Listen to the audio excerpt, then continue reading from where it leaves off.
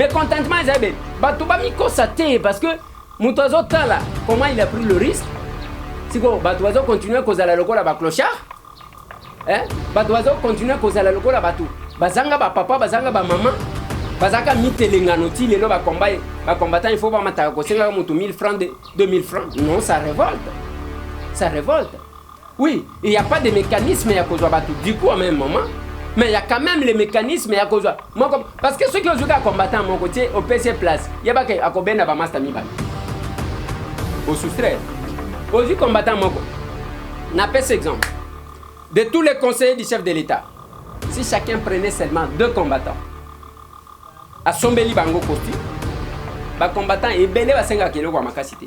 À Télémica à la porte. À Yambi Mouti, aux Olukanani, à orienter yo. Ayambi Mouti. Dans le nombre de conseillers chefs de l'État, vous savez combien de combattants qu'on devrait avoir là?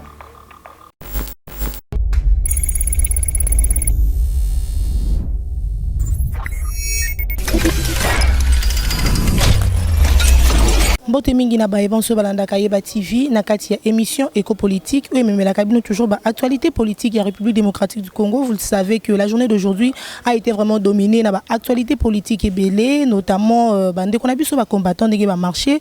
Et puis hier vous avez suivi le député national Tony Mwaba ouais mais qui vraiment copé ça ba éclaircissement kolandisa na ba accusation oyo azozwa de part et d'autre na kati ya ministère ya EPST na ma question, Anna, nous avons aujourd'hui reçu pour vous l'honorable député Tambo Eliezer, où il a vraiment coupé ça, moi, quelques éclaircissements et puis quelques réponses sur la question d'actualité. On a toujours ensemble de Nayeba TV, l'honorable député élu national, il y a Lukunga, l'honorable Tambo Eliezer, il y a élément Oyo.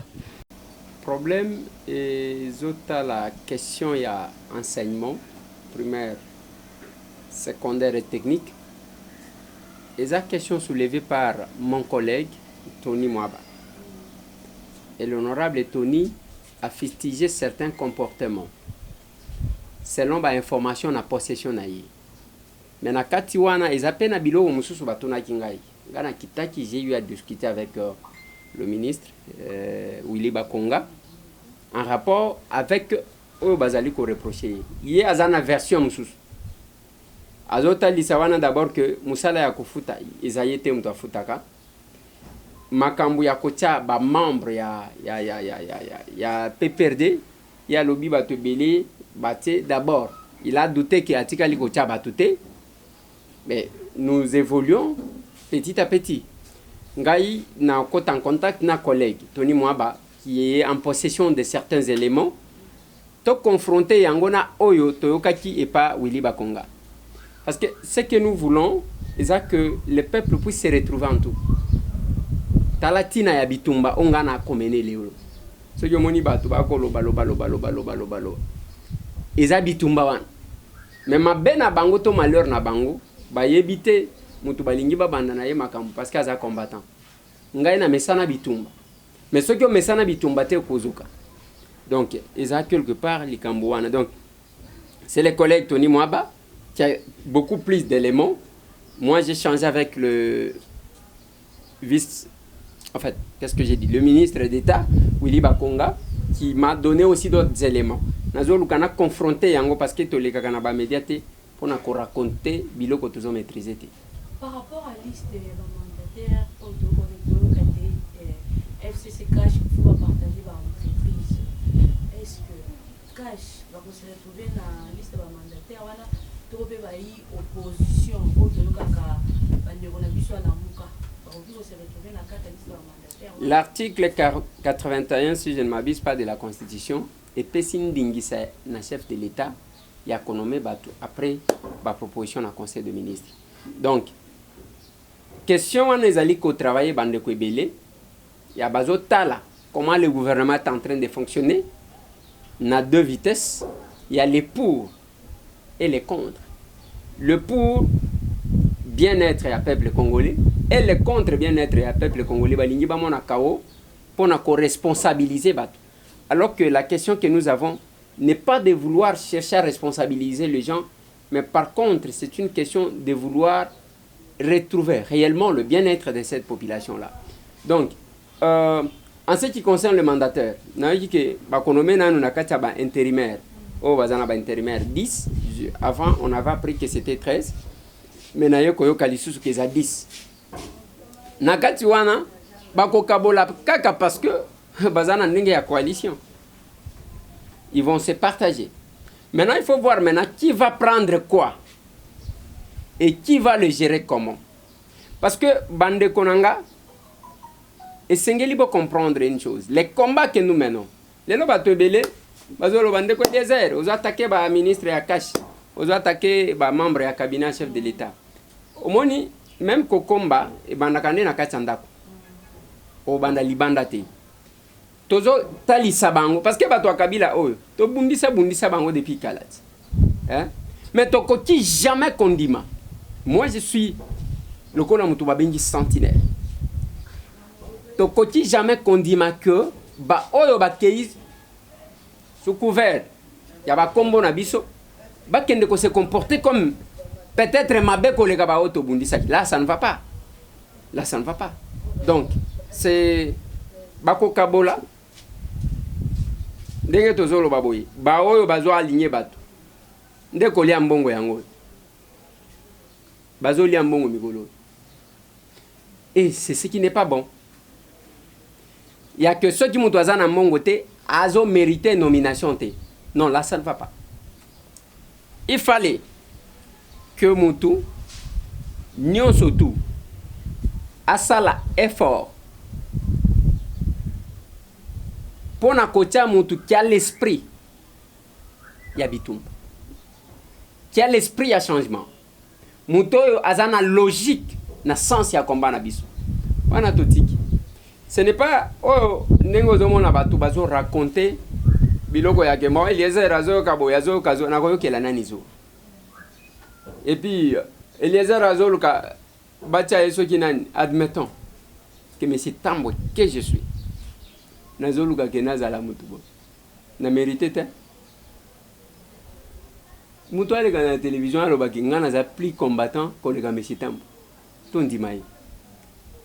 Parce que ngana habité mutu alejika na télévision batika tout moi kubala bango bazo sala buzoba ya kokoma ya kobenga. Quand ils ont réuni les journalistes pour na kopesa bango mon, j'avais l'information, je l'ai annoncé hier dans mon émission. Na lobi ba sangi si ba journaliste boko mona ba titre ko bima ba journaux. Bon na banga ngana combattant nga naza combattant mutu ale kana télévision lo ba ke monsieur Tambwe aza combattant te ton dimaye mais to ko senga 4-5 vidéos ya front et puis na combat biso ba combattant il faut to zaka na ba masuwa yo pele kana télévision tanga ba masuwa na yo a combat ya ketangu to kenda ka boy to zalaka na batu boy tangu masasi ebeta ka boy to za awe ko yinda na limité na minito ezo yinda kuna oyo kyo bakangeli seje basali nini. Mais il faut que tala ba combattant na minute nenge bazolela na kitakuna bisika biso to kitaka yango biso nde to bimisa biloko ba bengi to sala découverte ya que gaz lacrymogène et traitaka malaria ezaba biso.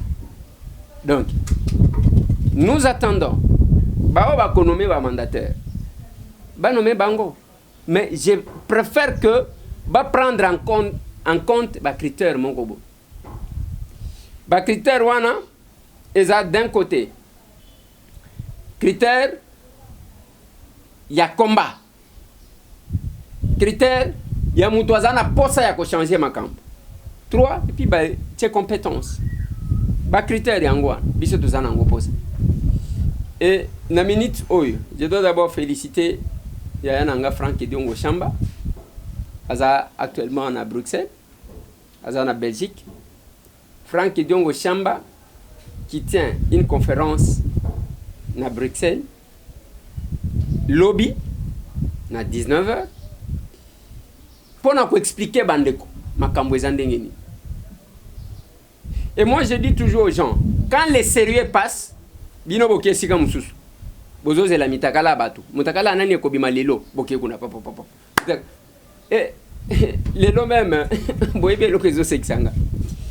Na lobby makambo ebele ya ndenge bazwizando ya ndenge bazwi cimetière à Kasavubu na lobi makambu ebele ya détournement ya bambongo ya ba 57 millions o ekangisi ba Jamal mais c'est tambo mutu abimisa kyango mais ezwa ki ampleur lokola kaka o na lobi mwa mukeke ministre moko akeko kota kimakango kaka wana natanyi kutu komba mutu te tala ampleur ndengezo batu nyoso babenyinga oyo abengi oyo. Donc je me pose la question, c'est que ba Congolais en majorité loko intéressé ka bango ezaka bolumbu lelo ndenge bato bavandi wana lelo deko tie titre na yo ke bolumbu ya ndeko eleze rebimio total yango total mais ozana ya yo mwasi ozana ya yo mobile ya mobile na yo wana ekokana kaka ekokana kana kaka yo zaka na posa ya komona yanga pona nini.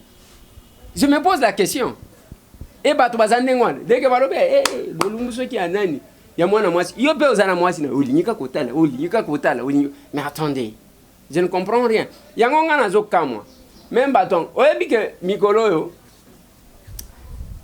bino na yambi bino ka pona boza batu nanga ndenge bazo piéger bazo luka to so épée ba causer la tellement trop que bakolemba ozomona ti bakoluka kosala ba montage bakolemba ngatambwe na ambianceur ta nalobi teke na mosantu nalobi naza ambianceur te et puis natanga kikomba mutu te na borongo esui bino na nini FCC caché dessus qui se sent mauvais c'est mouche.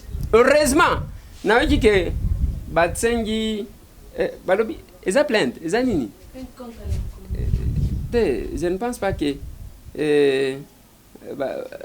basengaki eloko moko boye ezala nana instruction na luka soki eza nini eloko yango demande d'ouverture d'une information judiciaire. Voilà nayoki wana ke eza na bato basengi va ouvrir une information judiciaire. Je suis très content pour ça. Parce que bah information judiciaire de kutali sabiso nani asalaki nini. Vous voyez ça? Mais ce qui me fait mal en même temps, dès que oyoki côté oyezo kende côté ya mitakala ta l'ampleur d'engezozo.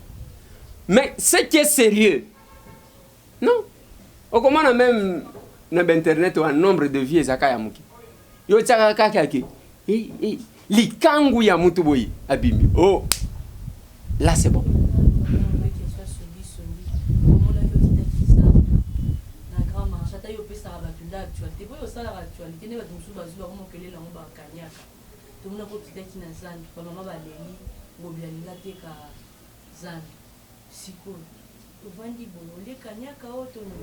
Ba mama tomoni quelques mama ba yambaki bango na analyste moko boye baine kokuta na rapporteur ya assemblée provinciale ya Kinshasa basaki des charges qui abika kofuta bilo nyonso ebebaki na zana mais siko tomoni ata kanyaka mo pe bimite suite pe lo côté kaka visibilité eza boye Margo olobi bien oyebi nalingaki même na ebandeli botu na peut-être mutuna yake qui député au quitté aux ongeli qui journaliste yango nazaki poser là devant ba la télévision aussi ba information et coller là or ils a parmi ba ordre oyo za nango pour agir devant population congolaise.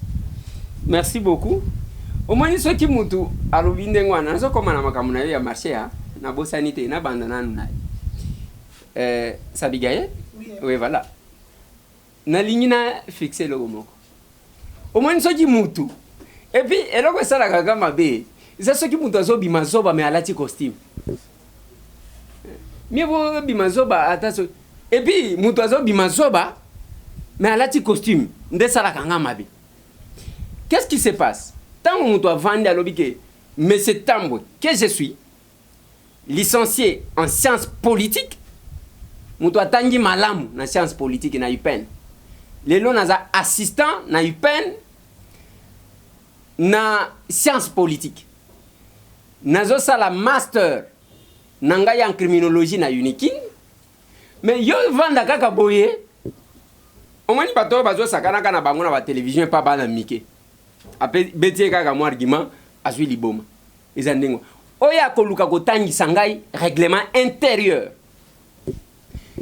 tangu tozalaki ko débattre sur le règlement intérieur biso batambwe tokotisa bamandement na kati ya règlement intérieur. Nous nous sommes battus. Tosala ba intervention batu balanda. Biso batambwe to déposer ba question orale avec débat contre les membres du gouvernement. Biso batambwe to déposer ba proposition de loi. OK? Na mwango ngamuke oyo une année. Toza au-delà ya o batu basala pendant 7 ans. Maintenant ozomona kaka tata mobimba olati costume ozo sentir que na mutu na yo vide. Mais l'union s'attaquer na mutu lokolanga. Qu'est-ce qui se passe? Mais c'est un oiseau là la télévision. Mais c'est un babenge sentinelle. La Constitution a son article 108. Et puis si ba misala o eza incompatible na musala ya ki député. Na luki ki journaliste ezate. Na longwe kuna natali na règlement intérieur ya biso ya assemblée. Parce que tant ba bazo sala lijon na règlement intérieur. Il faut batanga yanguti. Na luki na règlement intérieur ya assemblée na biso. Na moni bisika ba pekisa député cause à la journaliste était. Ce n'est pas incompatible. Et ça, le avocat. Lobby n'a expliqué qu'il va lobby l'honorable Tony Mwaba, as avocat de profession. Il est professeur d'université, as professeur de droit. Mais Tony Mwaba, bien qu'il soit député, a quand même un parquet, a quelqu'un déposé dénonciation. Comme il connaît la procédure. C'est souvent les mots les plus utilisés qui sont les plus ignorés. Na classe, batanga na nenga bien. Pas na ndenge ya cop. Ça c'est vraiment ça. Donc, naebi kosalela, le règlement intérieur et la constitution de mon pays. C'est tout que tout ça intellectuel quand même OK. Makambwa marché. Marwa lobi wanake. C'est nous qui créons l'actualité pour que Batouba baya. Toloba ki makambu batu bazalaki ka kolobela 15 millions. Ngatamwe na yena lobi makambu 9 milliards. Personne qui m'a contredit. Et le batu bazalaki kolobela 200 millions balobaka lisute parce que na matisa. Batu bazalaki kolobela ka baso de moutons. Na lobité, na programme ya 100 jours, il n'y a pas que les sauts de moutons mon Dieu. Ezana makambu ya bandaku. Bandaku wana nazana ba donner tout. Ah. Nazana ba donner, il y a 1500 maisons. Nazana ba donner, il y a 3000 maisons. Ndeto lobeli makambu 57 millions. Oye kangisi jamal. Même baso de mouton, fallait qu'il ba monsieur Tambwe ba kitati. Sur terrain pour qu'ils soient en pleurs. Ndeto kitaki, Lelo David Blatner. Azakuna DG, il y a office de route. Azakuna tangu na lobeli makambu ya mbongo na FPI. Babengi mutu wa FPI. Kombo na yo nani? Obota mawapi? Est-ce que obota? Ezaba biso. Na marché wana tangu babaniko benga na batu. Na vandi boy. Batu bazo benga ngana zo kende. Parce que ngana kenda ke sikate parce que na yoki kaka batu bazo loba. Na kenda ka soki na yoki o etinda kanga elobi kekende. Na kiti na marché. J'ai fait l'enquête. Depuis Mukolowana, j'ai demandé au gouverneur. Nalobi, monsieur le gouverneur, tant que Bozweli Batu plaste Bobengana Bango lisusu te. Parce que Wenze, ndengo zomona yango wana. Safricom asombango, asane wana soki asane. Ok na matete. Safricom asomba yango. Ok siko place à Milimo. Na cimetière à Kasavu, batekeli kaka yemoko Safricom. Place ya ba cimetière, même ceux qui balobi bateka, il faut batiango d'activité d'intérêt général, d'intérêt public. Bakocha école, bakocha hôpital ya munene, bakocha mall, bakocha place ya bana bazoke na parc. Na Kinshasa tozaka ba parc te.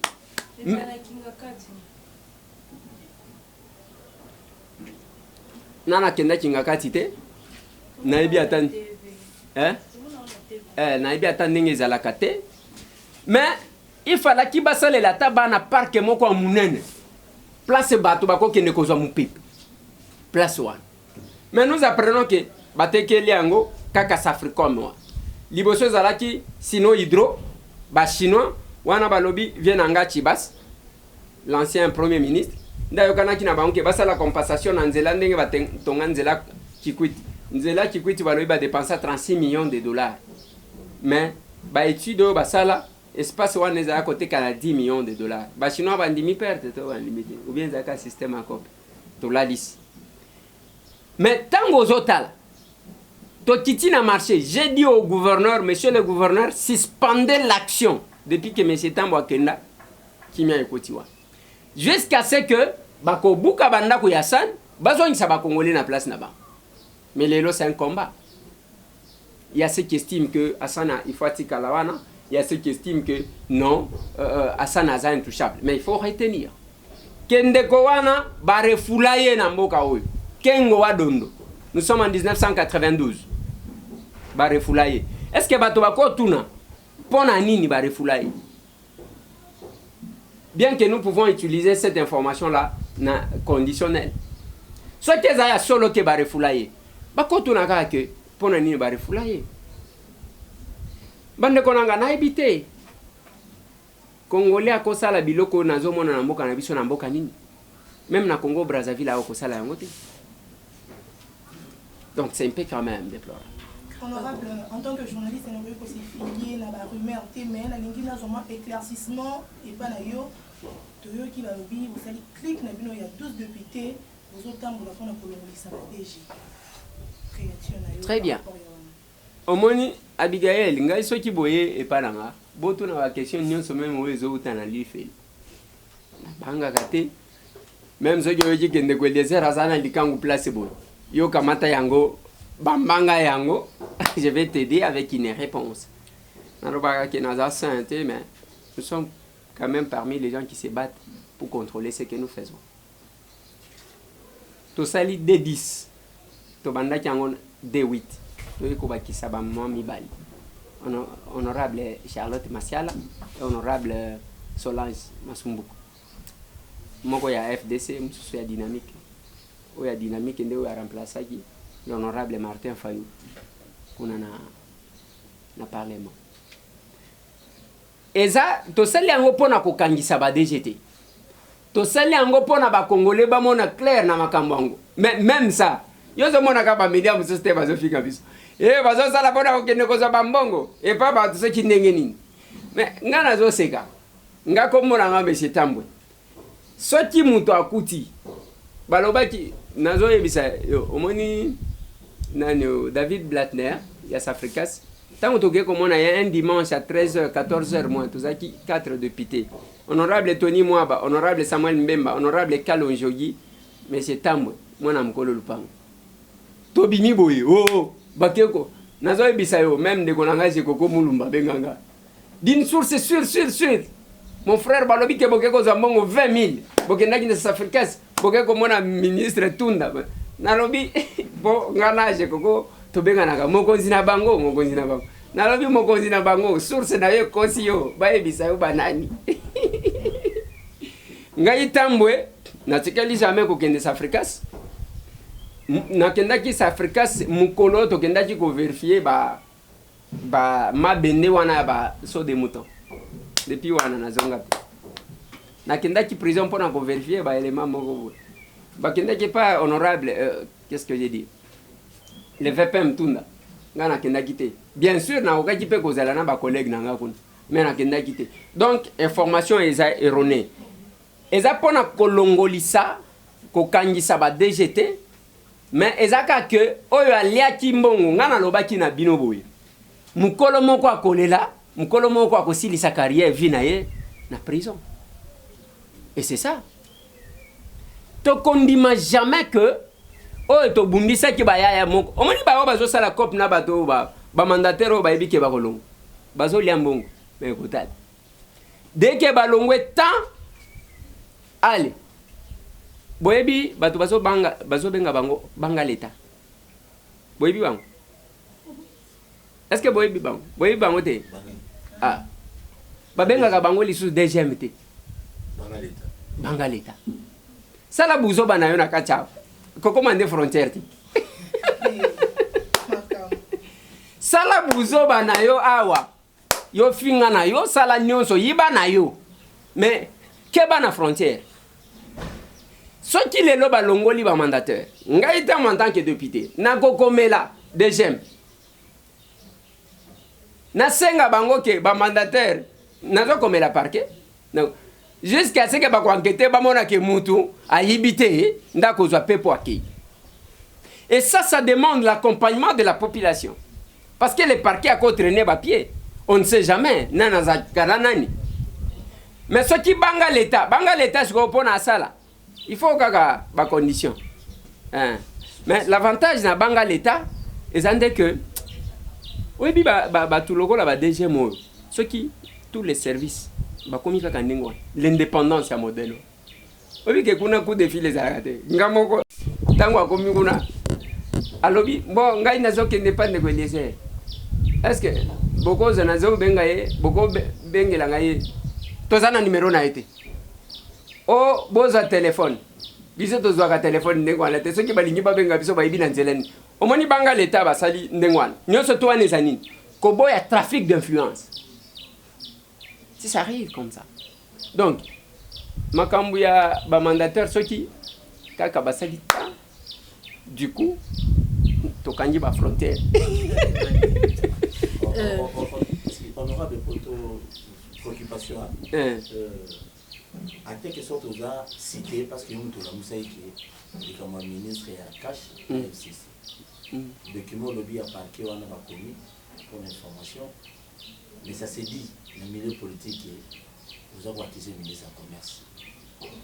Vous avez s'acharné contre lui. Bon, Paul Tosuwa, ngai naebi pour ne nimba zolo bandengwana te. Ministre du Commerce, Oyo Tangi. L'économie. Ah, il y a économie. Ouais. Ngai naebi te. Nazolo ba makammi ba. Pour ce qui concerne le ministre de l'économie. Ministre de l'économie, azam mutu ya cash, azam mutu ya UDPS. Tangu nazalaki na biloko ya ko reprocher ye. Nalobaki te, madame, eloko wana zo saleza yango te. Nalobaki tangu cercle de réflexion bakina kotala ye. Abwaki si bangwa kitina batu mususu j'ai dénoncé. Na bangi yete. Mais oyo yaki makangu oyo. Ngai nazomona ka ndenge batu bazo commenter. Ngai natangi mutu moko te. Même ndenge na saboui, ata soki parquet, ata soki nani abenyi ngai, olobaki pona nini? Olobaki pona mutu nani? Nakondima kokufa ke natanga mutu. Nakoloba te. Parquet bosa la banquette na bino bozana makoki na bino, bokoya ko forcer ngai te. Koloba soit na sala makamu na bino. Les gens ont dit que non, batongo basali ba makambu, eza vie privée na bango na lobi oui, atanga na zana vie privée nanga. Mais tant qu'on a zomona, ma ben ngonga ina telemelizana, ngana combattant, biso tozo ba risque na mboka boyo, muto akosakana nanga te. On ne peut pas accepter que ceux qui ont été nommés pour les comptes de changement, namona que changement ezate, les lots tozana problème. Alors, il faut chaque jour nous avons des problèmes na kondi matin. Et mais oyo na lobby, ceux qui bato bazolo bake, a lobby na ministère, ceux qui a commerce, a lobby na ministère, ceux qui a économie. J'ai dit à quelqu'un qui m'a appelé. Walobi tendengo lobeli batu nyonso bakoti na makanisi na yo nde babimisi likamwana na lobi te babimisi nde oyo ezalaki na mitema na bango bazaki na possibilité ya kobimisa ngo te. Ozo comprendre. Ce n'est pas que o bakoti na makanisi na ngeza très verrouillé. Muto ko pénétrer ngoneni. Batu oyo batie ba photo ya batu na internet ba o bazotanga batu. Te babimisi nde oyo bezaki na mitema na bango. Bango nde bazana problème na ba ministre wana. Et ça, M. Tambouetin, M. Tambouetin a remplacé Nini. Parmi, entre les deux. Sur le plan politique, na cause de la conflit Nini. Et ça, la ministre du Commerce, à la circonscription électorale, naïe. Oui, je crois.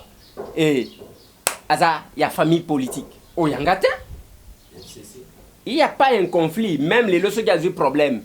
Ngaï Tambouetin, moutouna qui remplacer. Donc, l'intérêt étant la mesure d'action, il n'y a pas intérêt Il y a que ngaina kende ko bumbisa yi etalingate.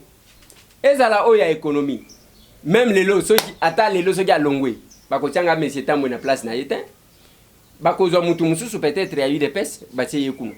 Nga etalingate. Je reste là et je dis ce qui n'a lingi peut-être n'a reproché ministre de l'économie quelque chose. N'a ko reproché ye net le konini.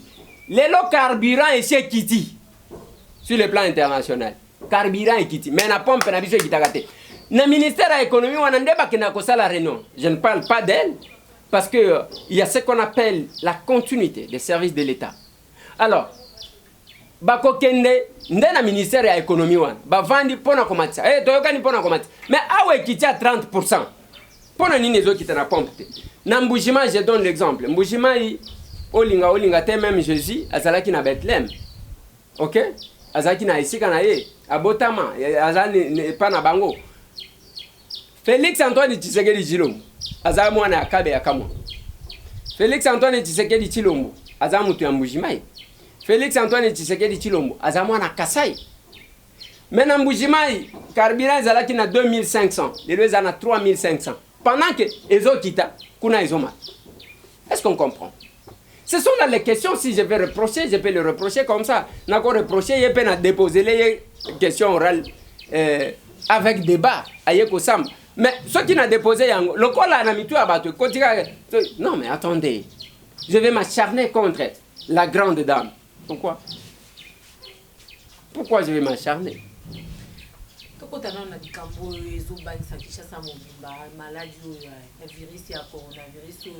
Oyo docteur était ya uti bon ko confirmer que tozali na cas ya Kinshasa mais akoka moza que to tango tozali na dossier belge na midi a commis français na poka commis congolais et puis il y a pas sous que mukolo pe malade yango aboya beza été mais di obobe na Kinshasa ba ke ko boki na suka mboka bon na habité au moins na secteur à santé et loko la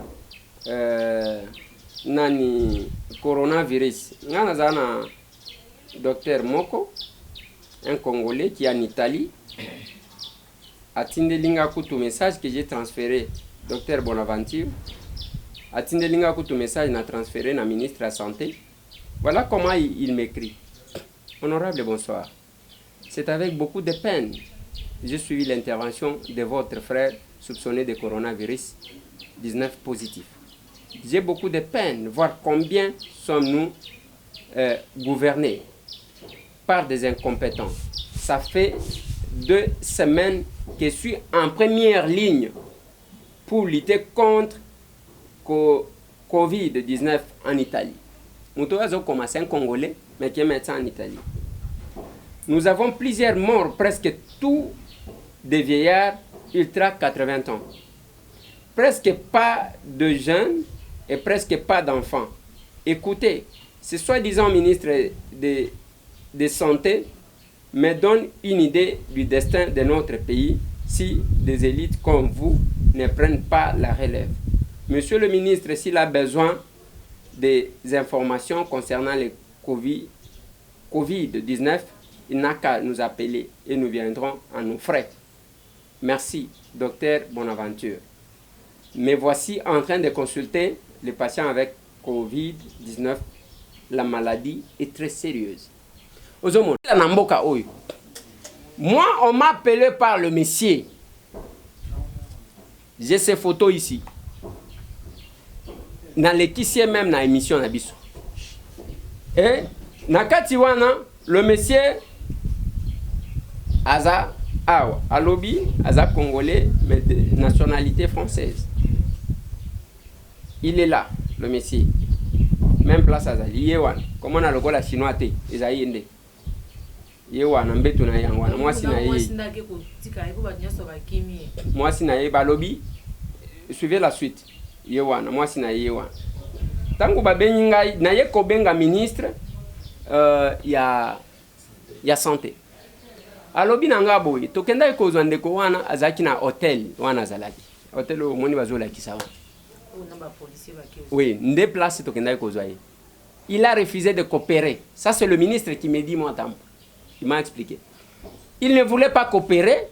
À l'Inyikunate, nous avons insisté dans la Komikuna. À Tozol Kelaye, place moko ya VIP azoluka yazo senga biso to refoulé na Paris na France alors qu'on ne peut pas se faire, ça ne peut pas se faire ainsi. Beaucoup refoulé mutute na maladie et ko sale maté alors toujours gagner ni ya ko tchai na ba condition madame nalobi mais sa femme s'est introduite parce que c'est la version que j'avais. Sa femme s'est introduite na Sikawana alobité. Ils sont mis en quarantaine yena moi sinaï. Le ministre a continué pour me dire que il y a même un autre couple. Tout en quarantaine, bazo s'agiter, bazana bandal. Tout est en quarantaine, il n'y a pas de problème. Donc, c'est ça le dossier, il y a coronavirus. Est-ce que comme... Bon, dommage que naza médecin té, naza na ninité, na yoji ka ndenge bazolo ba wana moni même ba député muso ba tweeté, bazolo ba keza cop biloko ndenge wana baloba kisoki makambo ya 19 milliards. Et on dit comme quoi la Banque mondiale promettre 19 milliards dans le pays au bazar na bazar atteindre ni on a même sous le ministre paie alinga chaka moi. Bon, on a évité docteur eteni azali awa. Et là qu'on a ko senga peut-être ce qui est aussi lycée mission na komeka ko benga e ce qui a disposé na proposé to qui ta quand même avec quelques journalistes ye mo kwa milo belati parce que to ko banda ko samba kana place na été naza médecin té ngai tambwe naza kaka un simple villageois de père et de mère moni voilà par rapport à tout ce qui est sur makambo tant qu'un fils de moi la Tshisekedi oyo penza tami balo ko ngobeta to longa combattant moi la fait Tshisekedi tumba makambo le kan na limité to ko ka pe bazo ko activer ko ndeko na sa presse présidentielle bon des exemples tamboza ko intoxiquer bato na la presse présidentielle ba pe so ko kombo kuto a Tshisekedi Poutine ba des sénateurs Tshisekedi Poutine ba des arrangés. Est-ce qu'ils ont vraiment un ngai tambwe j'aime ça omoni muto bazo benga soki Tshisekedi Poutine ya Facebook nazwaye en ligne aloba numéro na ye batutu wana ya IDPS bazana ngai tambwe d'abord na komiko tisa na ko bomba ndenge nini na ko mi bomba pona zo banga nani to kende na presse présidentielle lioka bat bazala presse présidentielle Lydie Omanga Abraham Lwakabwang, Pasteur Paul Diakese, Giscard Kusema, bamusu bazaba nani. Bon. Bazakunati. Na bango wananga na kobanga nani. Na ko respecter bango. Mais ko banga te. Pasteur Paul Diakese, azaya yananga, azakulutu. Je dois le respecter. Abraham Lwakabwanga c'est mon frère. Je le respecte. Giscard Kusema c'est mon frère. Je le respecte. Mususu nani. Wana mtu apoto. Alors, maintenant, nabatu tu wana ngai tambwe nga. Lobi nazalaki na palais de la nation. To mona na Giscard Kusema. To pesa ni mbote. Namoni ye Lydie Omanga wana j'ai causé avec qui les DIRCAB. Namoni aye atelemi wana zongi kunaki. Nako bata mate pona loba. Lelo olinga te dimoza landoki ndeo ndimake presse présidentielle les otambola lokuta bazaki reteni bazaki 57 organes basi bakimi basi ba poudre bakoma ko ya 8 ero sojo gei basi bazongi bandako ozomon plus d'une année bafutaka mutu te alors que zana ba frère nengo mona ka chef de l'état abimiki akeko visiter wana ezana ba frère babimisaka dimanche passé moko ya ba chef wana ozomona akimina mbongo ozo comprendre akimina mbongo je suis chez moi on m'informe to bundisa ki bato Kabila parce qu'il y a les choses bazaki ko sala ya mabe to kondi mango kati na biso te ce n'est pas que nous voulons fragiliser qui que ce soit hein? Moi je demande au chef d'évaluer son cabinet il doit chef de l'état essayer à évaluer cabinet na ye atala ki a joué quel rôle ce qui a ko reconduire bato mokili mobimba ba mona ke ye moko asepeli na bango reconduire bango c'est tout ça le problème le lotango zomona olobi makambu ya désordre leki na limité oui mais contentement ezabeli bato ba mikosa te parce que mutozo tala comment il a pris le risque siko bato bazo continuer kozala lokola ba clochard hein bato bazo continuer kozala lokola bato bazanga ba papa bazanga ba maman bazaka mitelengano ti lelo ba combattant il faut pas mataka ko senga mutu 1000 francs 2000 francs. Non, ça révolte. Ça révolte.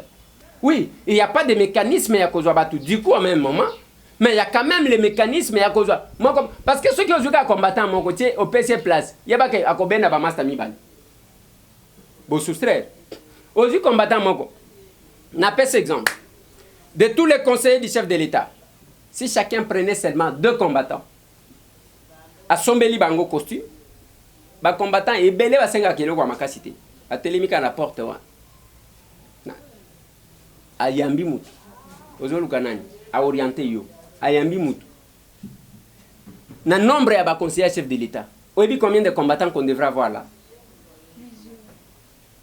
C'est pas entre autres biloko ndengwa tangu makamuna lobaki oyo ya cercle de réflexion ya ba parlementaire debout batu wana bakosalaka misala chaque jour batu ya compétent bazana katiwa.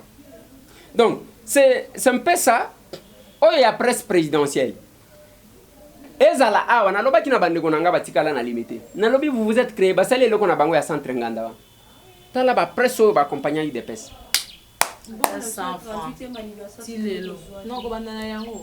Alors, tango zotala ndengwana ba créer ba presse na bango ya sika. Mais ba presse o bozalaka na bango, ba kozalaka mécontent. On va vous combattre. C'est entre autres wana ba makambo oyo salim. Et nous tambwe. Tango nazolo bana lobby batu ba presse o ba constituer presse présidentielle. Okeyi na moko moko. O azalaki wapi tango tozalaki kobunda. O azalaki wapi tango tozalaki kobunda. Mais tango toye kolobake bana mai ba kominde ko welela ba momi. Te yo zalaki afa passer ngai pe nazo oyo. Wa tete ngana linga ya pembe tikelanga pe ya moto tikelanga. Mususu atali tete yo ngana linga ya munene lokola Marco yo zwaki ya donc ezandengwana tu vois ouais le bité ngana linga kamisi ezandengwa est-ce que biso bata to bunda pona buzo bandengwa est-ce que la communication du chef marche ou la communication ne marche?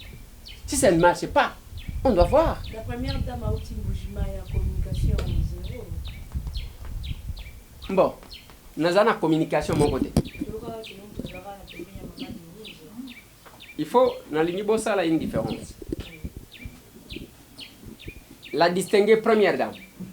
Azamwa, c'est chef de l'État. Azamwa, c'est un gâteau. Les chefs de l'État. Aza chef de l'État. Azamwa, c'est un gâteau. Ngai naza moninga ya chef te. Naza pe moninga ya première dame te. Parce que chef azala kanaba master te. Aza chef. Mais je me dis, en dehors, il y a une chose aux autres. Il y a quand même une relation entre eux. Et l'autre, ils allaient, n'est-ce pas, parce que vous voyez que tu as une relation. Et puis, il y a un pour te, au comique simple député. Yo, au comique le la souligner. Mais attendez, qui manda ici la gâte? Il y a un moment, il y a un moment, il y a un